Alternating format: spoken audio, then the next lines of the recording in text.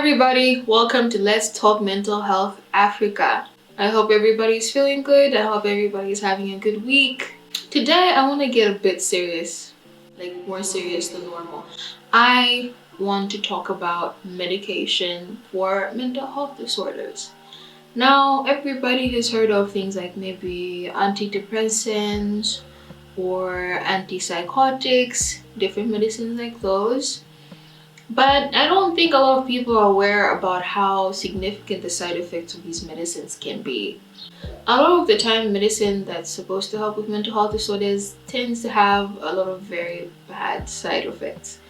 So this could mean suffering from severe hunger, rapid weight loss, rapid weight gain, loss of certain other kinds of functions. A lot of different side effects can happen.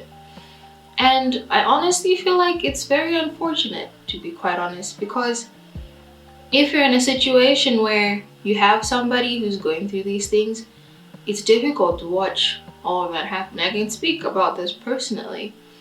So let's delve deep into a part of my life. Haha. Alright, so I live in Malawi. Everybody knows this, but here we don't have that many psychiatrists. You have like 3 psychiatrists in a population of about 18 million people. So you can tell it's a very bad situation. And people are forced to go outside to get medication. One example would be my aunt. She suffers from a severe case of anxiety, I believe, and has been taking medicines that she had to buy from abroad for quite some time. And I saw the side effects. The side effects are vivid. I didn't even have to read the side effects, I could see them. Yes, she was okay. She could still talk to you.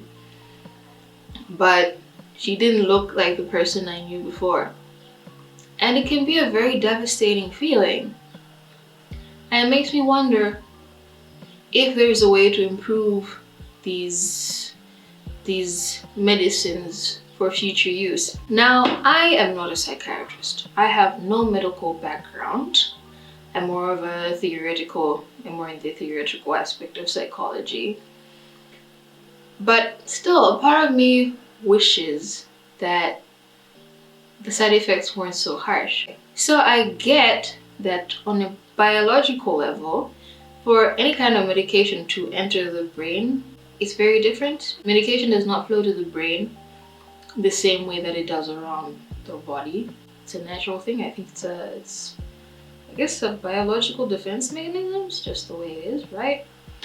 So it would make it understandable as to why these medicines have to be so potent and why they have such significant side effects. But still, there has to be a way. There needs to be. Now, maybe I'm speaking out of some sort of bias.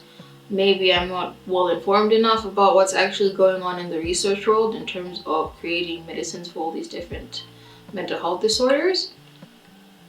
But I'm just gonna sympathize.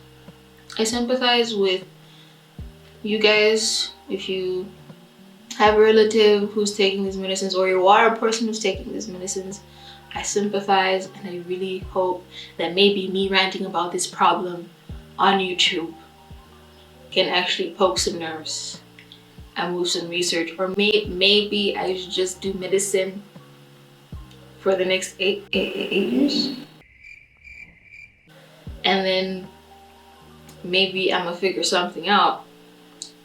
But we need to fix the problem. We already have methods such as cognitive methods, which look at thought processes and changing how you think, behavioral processes, which look at reward versus punishment primarily. Of course, there's a whole other segment of it. Exposure therapy, of course, it's questionable.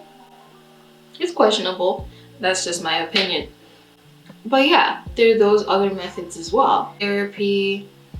If you want me to explain that, make this video so I can make another one. And those all can help if you're trying to help a person improve.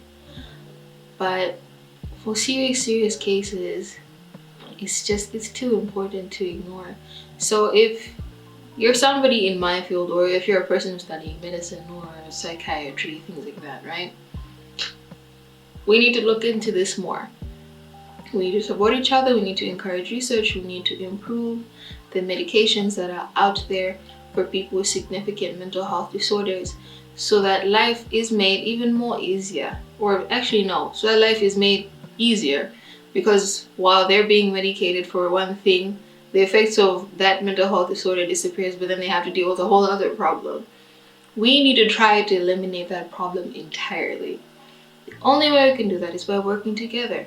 If you know people who are doing research or who are passionate about this field in particular, encourage them, support them, fund it if you have to. Do what you can, because people are suffering out here, and it's a part of our job as a society, as a community, to try our best to help them in whichever way we can. Thanks for tuning in, guys. I hope you enjoyed this episode. Please like and subscribe. Thanks, guys. Let's talk mental health.